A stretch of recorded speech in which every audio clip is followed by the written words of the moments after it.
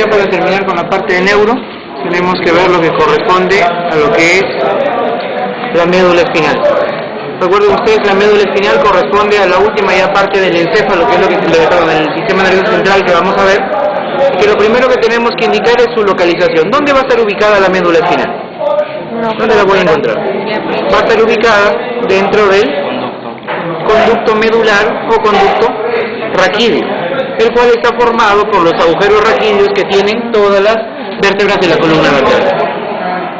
La médula espinal, ¿qué longitud va a tener aproximadamente? ¿Cuánto mide? 45 centímetros en promedio. ¿Qué otras características tiene la médula espinal? Tenemos que indicar sus límites. ¿Cuáles vienen a ser los límites de la médula espinal? Superior a la decusación, creo que es un límite que es el límite superior y otro que es el límite inferior. El límite superior, ¿a qué altura lo encuentro? Lo encuentro a la llamada decusación piramidal. En cambio, el límite inferior se va a encontrar a qué altura? Aproximadamente a nivel de disco intervertebral, que se encuentra entre L1 y L2.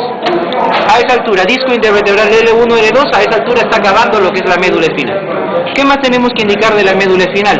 Al igual que el resto del sistema nervioso central, se encuentra revestido, se encuentra envuelto por las meninges.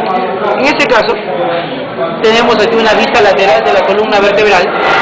Yo tengo aquí las primeras vértebras cervicales y acá directamente ya me paso a las vértebras lumbares, sacras y coxígeas. ¿Qué es lo que yo tengo que decir? En primer lugar, lo que vamos a representar aquí, y lo vamos a colocar en color verde, va a ser toda la extensión que tiene la dura madre espinal, o también llamada dura madre raquídea. ¿Qué característica tiene la dura madre espinal o dura madre raquídea? Solo tiene una hoja. Tiene una sola hoja. ¿Qué más? No presenta senos. No presenta senos venosos. ¿Qué más? No tiene proyecciones ni repliegues, y menos aún va a estar adherida al hueso. Existe un espacio epidural. ¿Pero qué más? Como ustedes pueden apreciar, hasta aproximadamente este lugar, disco intervertebral L1 y L2, hasta aquí llega la médula. Pero vean ustedes, la dura madre, que aquí lo hemos representado en color verde, ¿tiene la misma longitud que la médula? No. ¿Hasta dónde va a llegar? Va a llegar hasta la altura del segundo segmento sacro. Hasta ahí llega la dura madre espinal.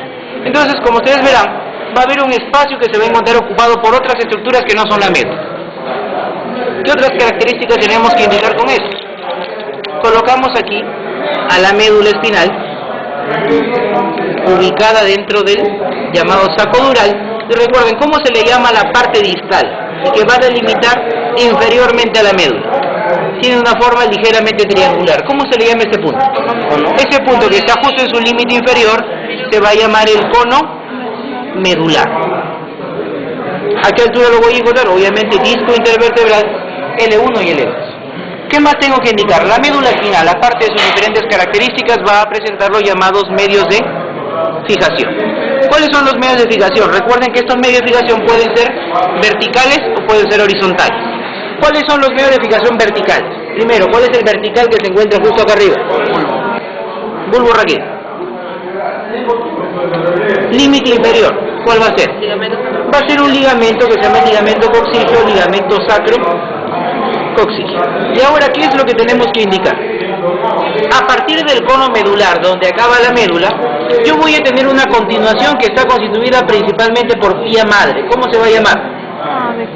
Se va a llamar el filum terminal.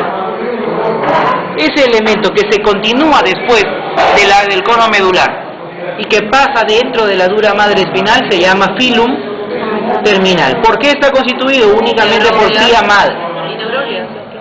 También parte de lo que es eso y arteria. Esa es la característica. La de filum terminal tiene una arteria y tiene una coloración como ustedes la van a representar y la van a ver ahora en la mesa. Pero este filum terminal tiene un trayecto dentro de la dura madre espinal y tiene un trayecto que está por fuera. Este filum terminal va a perforar a la dura madre y ven ustedes, se va a continuar por fuera y va a terminar insertándose a nivel del coxis. ¿Cómo se le llama a esta porción del filum terminal que termina en el coxis? Este es el llamado ligamento sacro-coxígeo. Entonces el ligamento sacro-coxígeo no es otra cosa que la continuación del filum terminal, pero por fuera de la dura madre, donde va a terminar insertándose en el coxis. Y a su vez, medio de fijación que tiene la médula espinal. Ahora, ¿qué otros medios de fijación más va a tener la médula espinal? Ligamento dentado. Tiene unos ligamentos que se encuentran uniendo la superficie externa de la médula y la cara interna de la dura madre. ¿Cómo se va a llamar ese ligamento? Ligamento dentado. Siguiente medio de fijación. Último medio de fijación son los nervios que van a aparecer por sus respectivos agujeros de conjunción. ¿Cómo se llaman esos nervios? Esos nervios van a llamar los nervios espinales o nervios raquídeos. ¿Cuántos nervios raquídeos existen? 31. Existen aproximadamente un número de 31 pares de nervios raquídeos. ¿Cuántos cervicales? 8. 8. ¿Cuántos torácicos? 12. 12. ¿Lumbares? 5. ¿Sacros? 5. ¿Coxíceos? Esa es la disposición que yo voy a encontrar con respecto a todo lo que son los nervios raquídeos. Entonces, vean ustedes todos los elementos o las relaciones que yo puedo recordar con respecto a la médula espinal. Ahora, la médula espinal, si bien tiene una forma cilíndrica, existen zonas de la médula espinal en la cual tiene un mayor calibre, tiene un diámetro mucho mayor. Eso viene a ser sus dilataciones o sus ensanchamientos. ¿A qué niveles van a estar ubicados? 5 a... Principalmente por región. Región cervical y región lumbar. A esos dos niveles la médula espinal va a tener un calibre o un diámetro mucho mayor. ¿Debido a qué? ¿Por qué a ese nivel va a dar? Porque a ese nivel se van a presentar plexos. A nivel cervical, plexo cervical y plexo braquial. la rompe. A nivel de la región lumbar, plexo lumbar y plexo sacro. Como ustedes ven, debido a sus grandes ramificaciones que va a tener la médula espinal a esos niveles, va a tener un mayor grosor o una mayor diámetro, va a tener la médula espinal en esos puntos. Ahora, ¿cómo se le llama al espacio que se encuentra ubicado por debajo del cono medular? Yo trazo una línea imaginaria aquí, que justo se encuentra en el disco intervertebral L1 y L2 y justo donde termina el cono medular. Todo lo que está para abajo, ¿cómo se llama? Todo lo que está para abajo se va a llamar el saco dural. ¿Qué cosa es? Es el espacio de la dura madre que está por debajo del cono medular. Hasta ahora, según lo que hemos graficado aquí, ¿cuál es el contenido del saco dural? Filum terminal. ¿Qué más? ¿Solo está el filum terminal ahí? ¿Qué más encontramos aquí? Encontramos un montón de fibras que se proyectan de la médula espinal y van descendiendo y van emergiendo por su respectivo agujero de salida. ¿Cómo se le llama ese conjunto de fibras que acompañan al filum terminal? Todo ese conjunto se llama la cauda equina. ¿Qué cosa es la cauda equina?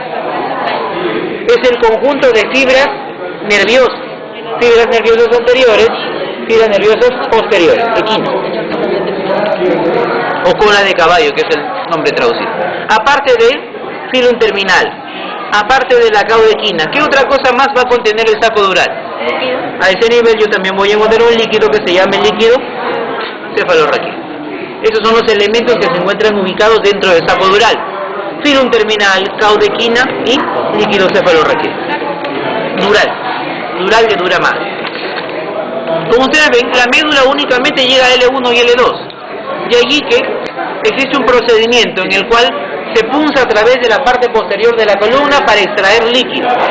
Eso se llama la punción lumbar. Esa punción lumbar, ¿por dónde la vamos a realizar? Se va a realizar por la parte posterior en las apófisis espinosas de L3 y L4. En medio de esas dos, por allí se va a introducir una aguja directamente dirigida hacia dónde, hacia el saco dural, y de ahí se va a extraer una muestra de líquido cefalorraquídeo, obviamente para realizar un estudio.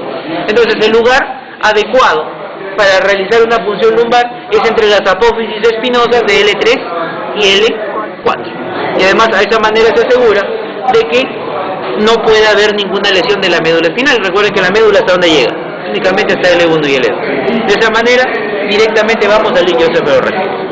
Entonces, estas vienen a ser algunas características generales que nosotros debemos recordar con respecto a la médula espinal. ¿Está la monda por ahí?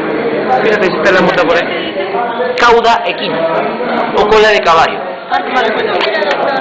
Porque esos son los elementos que están dentro del saco dural. Corresponde por si acaso a la parte posterior. Esto es anterior. Tenemos varias caras. Tenemos una cara anterior, tenemos una cara posterior de la médula espinal. En la cara anterior de la médula espinal, ¿qué cosa encontramos? Encontramos en primer lugar un surco medio anterior. Y sobre ese surco medio anterior yo voy a encontrar una arteria. ¿Cómo se va a llamar esa arteria? Arteria espinal anterior, que es único. Listo. ¿Qué más? ¿Qué otras estructuras voy a encontrar? Voy a encontrar surcos. Un surco acá y otro surco acá. ¿Cómo se va a llamar ese surco? Este surco se llama el surco colateral anterior, o también si quieren llamarlo anterolateral, es lo mismo. ¿Cuál es la característica que tiene ese surco anterolateral o colateral anterior? Por ahí, ¿quién va a estar emergiendo? Por aquí van a emerger unas fibras o unas raíces que se llaman las raíces anteriores, que son ¿de qué tipo? Motor. Diferentes, ¿no? Esto es lo mismo. Lo mismo, solo que para no representarlo doblemente lo ponemos así. Entonces, estos son los elementos que hay a nivel de la cara anterior. En cambio, en la cara posterior, ¿qué cosa tenemos? Tenemos otro surco más, que se llama surco medio posterior de la médula. A este nivel, aquí y acá, yo tengo el otro surco que se llama el surco colateral posterior, o también llamado posterolateral,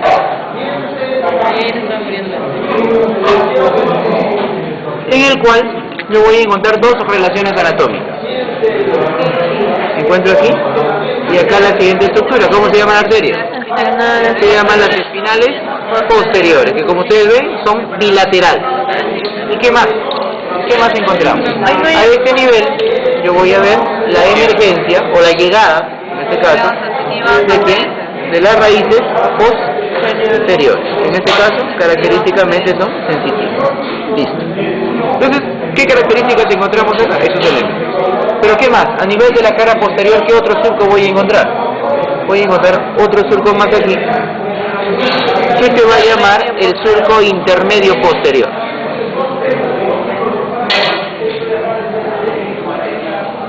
Este surco intermedio posterior, pues luego me va a dividir esta zona en dos fascículos, como vamos a ver después. Ahora sí, ¿qué es lo que vamos a ver? Vamos a ver la parte interna de la médula, vista desde un corte transversal.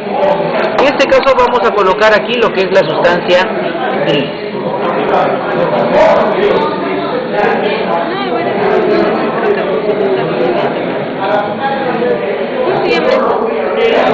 Raíces posteriores.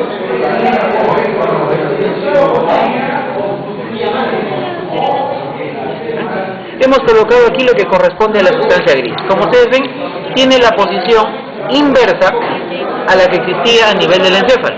En el caso del encéfalo, ¿cómo era la sustancia gris? La sustancia gris era periférica. La sustancia blanca era en la parte central. En cambio, a nivel de la médula espinal es al revés. La sustancia blanca está en la parte periférica y la sustancia gris está en la parte central. Primero, representamos cuáles son los elementos que se encuentran ubicados o formando la sustancia blanca. Colaterales posteriores. Colateral posterior de un lado, surco medio posterior de un lado. ¿Qué cosa me va a formar? Me va a formar un cordón. ¿Cómo se llama ese cordón? Se llama el cordón posterior.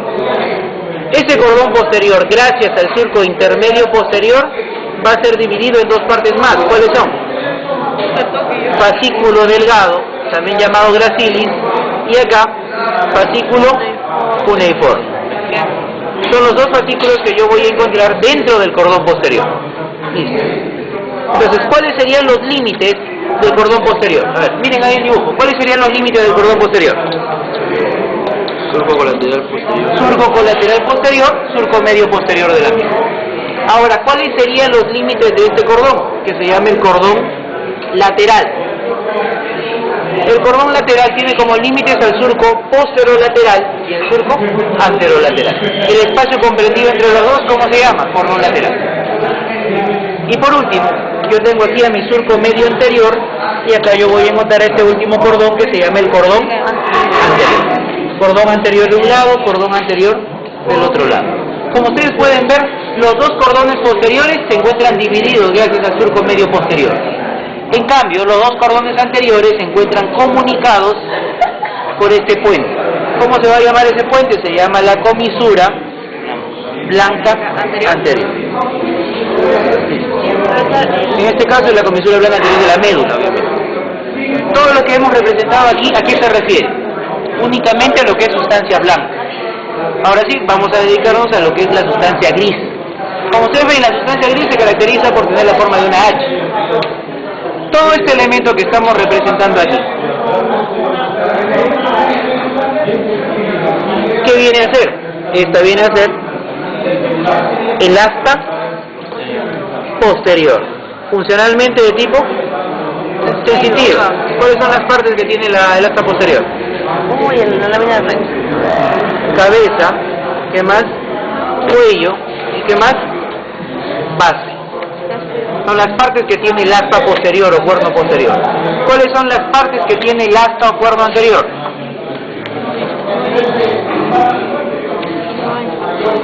Las partes que tiene el asta anterior únicamente son dos: la cabeza, ¿qué más? La base. Recuerden ustedes que en el punto central que yo voy a tener de la sustancia gris voy a encontrar un agujero. ¿Cómo se llama ese agujero? Ese agujero, epidídimo no es, epidídimo está en el testículo. Ay, Berta, ya te vas a ver. Es que llega hasta la... Como ustedes ven, Y el otro por enfermo ya. detrás del epéndimo, ¿qué cosa vamos a encontrar? Vamos a encontrar comisuras. Comisura gris posterior y acá la comisura gris anterior. Entonces de esa manera va a estar dividida o va a estar clasificada lo que es la sustancia gris.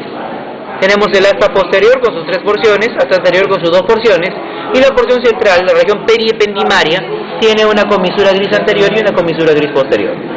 Aparte de esa división que le damos de cabeza, cuello y base, tenemos que decir que también en la médula espinal yo voy a encontrar láminas, que son las llamadas láminas de Rex, que son del 1 al 10. A nivel del asta posterior, ¿qué números voy a encontrar?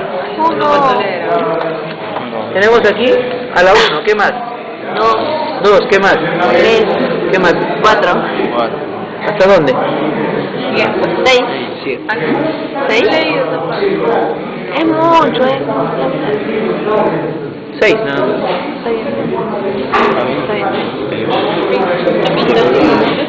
A nivel del asta posterior yo encuentro las 6 primeras láminas de Rex. Principal función que van a tener ahí son funciones de tipo sensitivas. A nivel de lo que es el asta anterior, ¿qué láminas de Rex se pueden encontrar? 9. En las partes laterales yo voy a encontrar la parte 9. En la parte central, ¿qué cosa voy a encontrar? La lámina 8. A nivel de la base de lo que es el asta anterior y la porción lateral o intermedia entre las dos astas anterior y posterior, yo tengo la lámina 7. ¿Y qué más? La región periependimaria, las comisuras gris anterior y posterior, ¿qué lámina es? 10. Lámina 10. Entonces, esa es la forma como está ordenada o está clasificada las diferentes láminas de Rex que encontramos. A nivel del asta posterior, del 1 al 6. A nivel del asta anterior, yo tengo la 7, la 8, la 9. Porque está dividido en porciones medial y lateral. Para los músculos flexores, músculos extensores, músculos mediales, músculos laterales. De esta manera está dividido. Recuerden que a nivel de la lámina 9 yo voy a encontrar la motoneurona alfa, de donde sale la segunda neurona de la vía piramidal, o también llamada córtico espinal o motor. ¿Existe? Hasta acá llega la córtico espinal y de ahí sale la segunda neurona. ¿Existe o no existe asta lateral? Sí. Y esta asta lateral, cuando existe, ¿en qué parte de la médula está? El sistema nervioso autónomo. Algo así. ¿A qué niveles? ¿Qué niveles medulares tienen asta lateral? No, tampoco. La voy a tener en 2 lugares, desde T1 hasta L2. De ahí desaparece y vuelve a aparecer desde S2 hasta S4. Las astas laterales que están de T1 a L2 son de tipo simpática. En cambio, las que están de S2 a S4 son parasimpáticas. Es decir, las astas laterales tienen una función de tipo vegetativo autonómico. Parasimpática y simpática. Las de T1 a L2, simpáticas. S2 a S4 son parasimpáticas. ¿Qué más encontramos aquí? A este nivel, recuerden que hacia las asas posteriores van a llegar las raíces posteriores que son sensitivas. ¿Qué de característico tienen estas raíces posteriores? Van a presentar un ganglio. ¿Cómo se llama ese ganglio? Se llama el ganglio espinal o ganglio raquídeo. Va a estar ubicado en medio de las raíces posteriores. Ahora, ¿qué sucede cuando se unen las raíces posteriores con las raíces anteriores? ¿Qué cosa le van a formar? ¿Qué es lo que se forma de la unión de los dos? Se van a formar los nervios espinales o los nervios raquídeos. Como ustedes ven, los nervios raquídeos, ¿cómo se van a formar? Se van a formar por la unión de las raíces anteriores motoras y las raíces posteriores sensitivas. Forman todo lo que es los nervios raquídeos, que como ustedes recordarán son en número de 31. Entonces, estas vienen a ser las características generales que yo voy a tener, o las porciones de la médula espinal. Primero en sus caras, cara anterior, cara posterior. Y luego cómo es la morfología interna o las características internas de la médula espinal cuando se hace un respectivo corte. ¿Sí? Borramos. No. ¿Ya me como la médula? ¿Qué cosa? La verbena que va a haber. Reventa. Pero ahora que no creo que vayan nadie, porque está todo el mundo enfrentando también. Todos, menos nosotros. Hay examen. Yo tengo mi entrada, pero no creo que... ¿Silent Hill? ¿Vas a ir a Silent Hill? ¿Ah? Silent Hill. No, a Super Prime. Pero iba a ir porque ya mi entrada ya la voy a meter. O la voy a regalar. Yo quería ver a la muñequita. Está muerta. Tenía plan de ir a hay uno que va a venir hacia el que es electrónico. Era pensado quedarme el domingo y cualquier estudio. Sí, pues. Eso que me lleve mi libro. No, verdad. Además tenemos que estudiar todo el tiempo, con el cerebro. Pero también con lo del cerebro que tenemos. A mí me gusta que necesita guantes, colores y arquitectos. Y que presten atención, porque si uno habla, dice que no le gusta la atención. Pero mañana, pues pregunta, va preparando es como profesor Marquito. ¿La competencia la hacía Marquito? ¿Se acuerda de Ramiro, profesor? ¿Cuál alumno, doctor? ¿No verdad que Ramiro era gordo antes? Se me ha hecho el doctor Raúl. Y nosotros que era gordazo, ñoño. ¿No? No me ha mentido. ¿En qué ciclo está?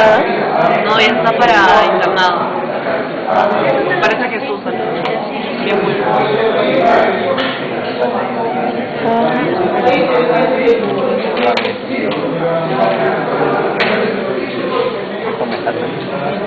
¿Y qué planes con César por mañana? ¿Cómo? Con César. Y, ¿verdad? Listo, a ver. Acá tenemos lo que corresponde a la médula espinal,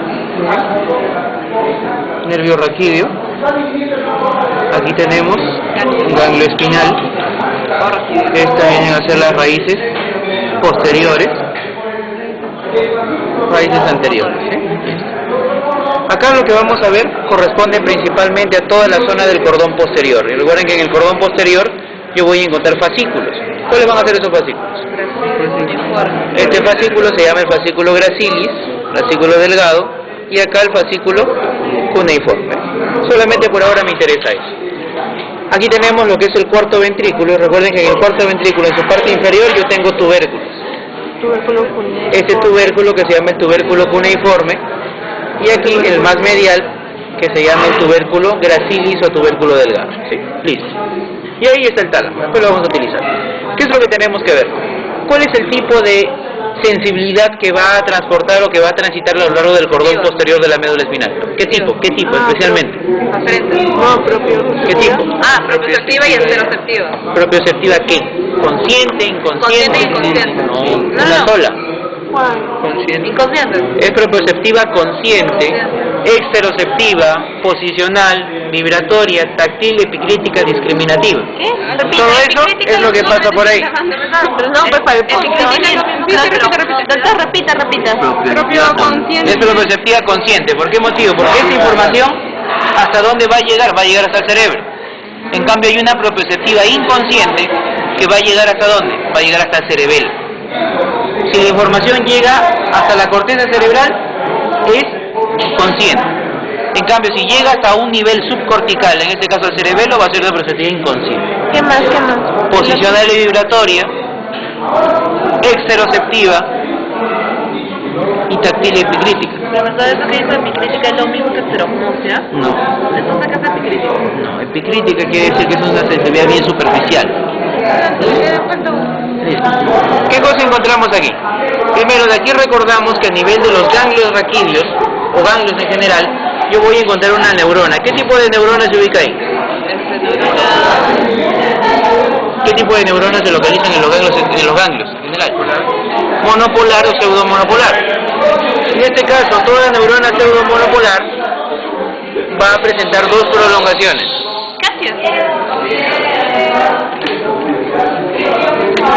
¿Cuáles son esas dos prolongaciones? Esta prolongación se llama su prolongación periférica y esta otra prolongación que yo la tengo acá se llama su prolongación central.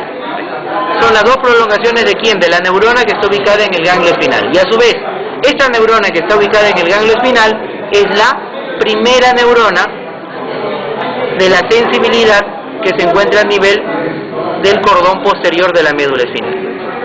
Como ustedes ven, esta prolongación periférica, ¿a dónde se va a dirigir? Se va a dirigir a varios lugares.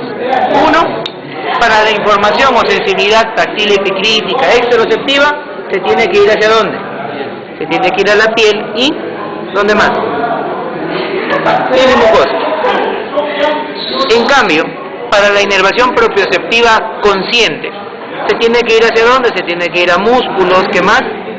A tendones, ¿qué más? Ligamentos, cápsulas articulares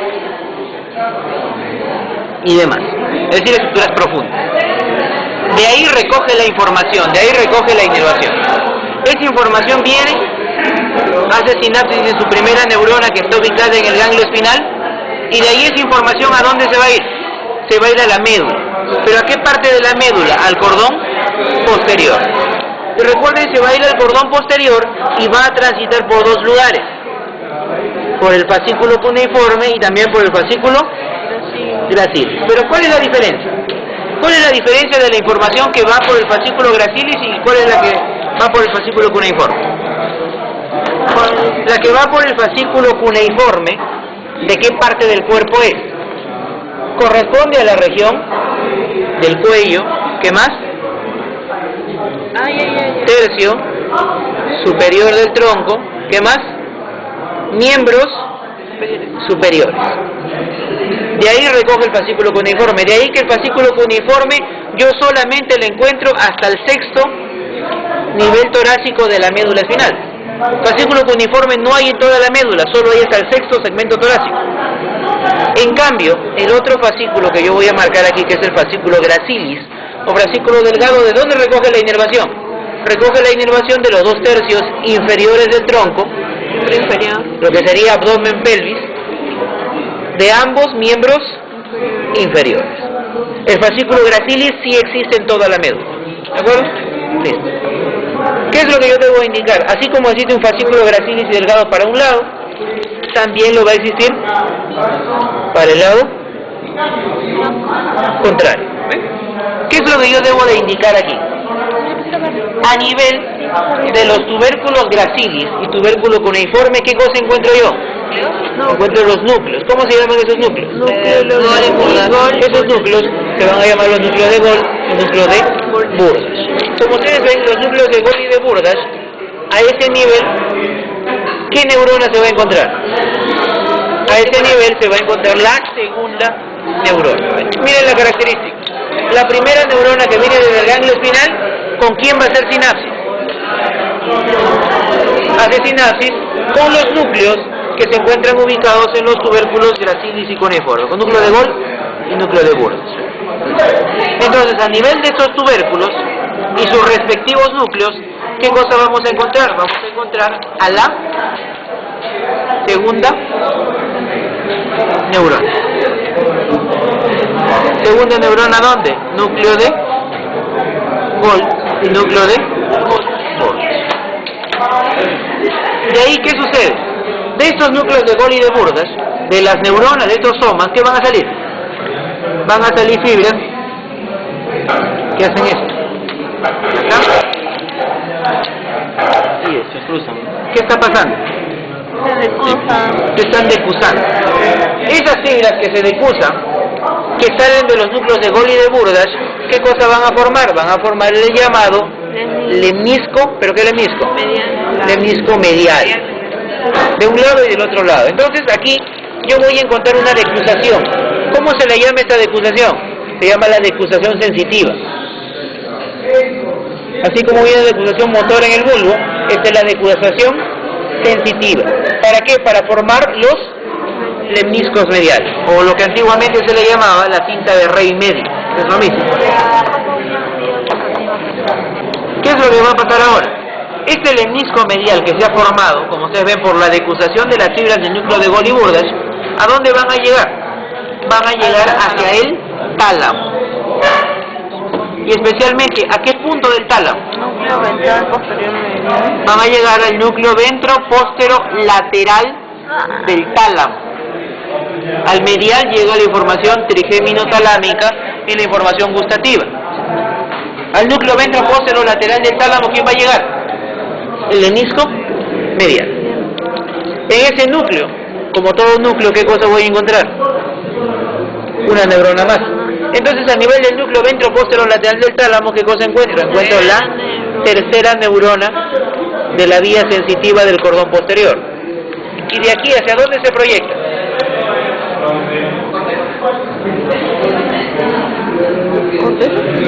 Se proyecta lo que es la corteza cerebral. Para ser exacto, ¿hacia dónde? A la circunvolución post-central o porrolándica. ¿Qué área? 3-1. ¿Y 43? Pero ahí es para que esta es gustativa, esta es sensitiva. ¿Qué es lo que ocurre? Esta fibra sale del tálamo y se va a hacer sinapsis con las neuronas a nivel de la corteza. Entonces ven ustedes, todo lo que hemos indicado acá, ¿qué cosa es? Es la vía sensitiva que transcurre ¿a dónde? A lo largo del cordón posterior de la médula espinal. Como ustedes ven, la información que vino desde la piel, mucosas o estructuras profundas que vemos aquí, ¿hicieron o no hicieron posta a nivel de la sustancia gris de la médula espinal? Sustancia gris, ¿no? No. Solamente, ¿qué lo habían hecho? Han pasado directamente al cordón posterior y de ahí han tenido su sentido ascendente. Primera neurona, ¿dónde va a estar? Ganglio espinal. Segunda neurona, núcleo Golgi y Burdach. Tercera neurona, tálamo. Miren la secuencia. Todo ese es el orden que tiene la vía del cordón posterior. ¿Qué sensibilidad? Exteroceptiva, táctil epicrítica discriminativa, propioceptiva, pero la consciente. Propioceptiva consciente. ¿Por qué motivo? Mira dónde va a acabar. Acaba en el cerebro. En cambio, la inconsciente, ¿a dónde se tiene que dirigir? Se tiene que dirigir al cerebelo. ¿Ya?